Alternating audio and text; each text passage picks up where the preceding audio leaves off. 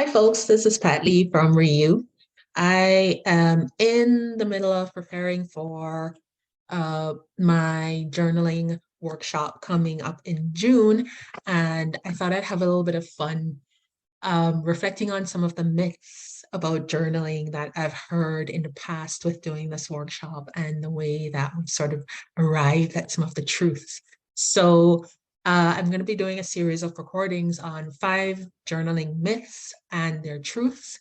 And these little short videos are really supposed to be about just kind of diving into them with a little bit of fun, and just sort of seeing how we get to unpack some of the things that shape the way that we think about journaling. So let's start with myth number one. Myth number one, journaling is for people with time on their hands. So let's discuss this myth a little bit.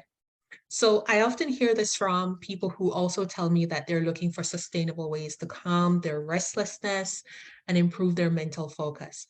And what happens when I hear journaling is for people who have time on their hands is often that I'm speaking with someone who sees journaling as something else that they do not have time for.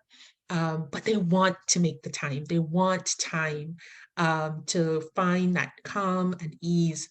And I'll give you a true story. I had one client that even painted me a picture once of how they see journaling, right? So the picture that they painted was that they're sitting calmly and quietly in their kitchen nook as the sun rose, and they're sitting at their little cute little table, sipping tea and writing thoughtfully into a leather-bound book. And they weren't watching the clock because they didn't have to prepare for work, and there was no hurriedness because they didn't have to switch mindsets to get their kids out the door.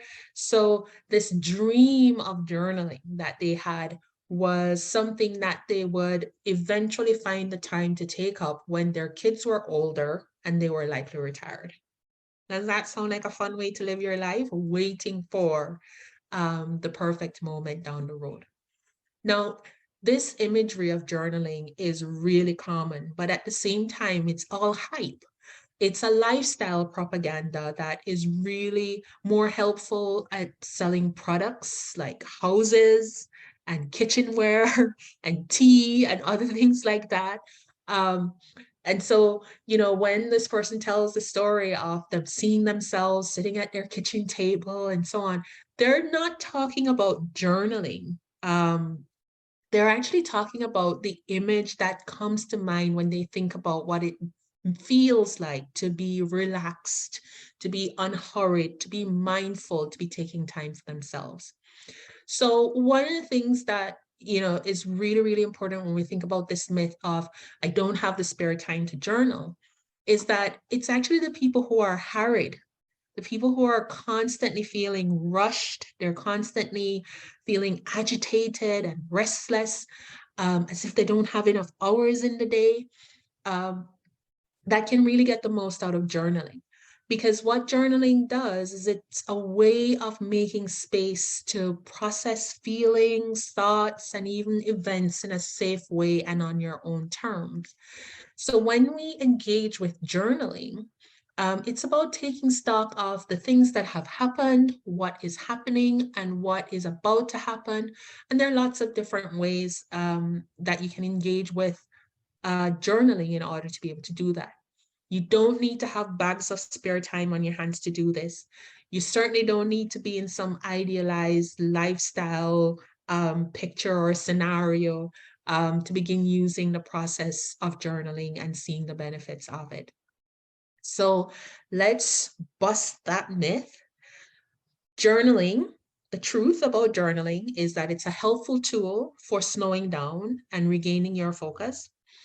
The truth about journaling is that many super busy, high achieving individuals use journaling to calm their overactive minds and to bring clarity and creativity and focus to their work and to their day.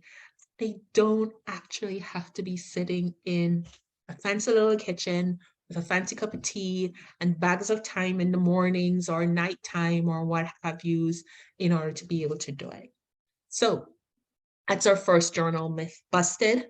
Join me for more busting of myths this week. And also think about signing up for my 4-week mindful journaling course. That happens in June. Thank you so much. See you soon.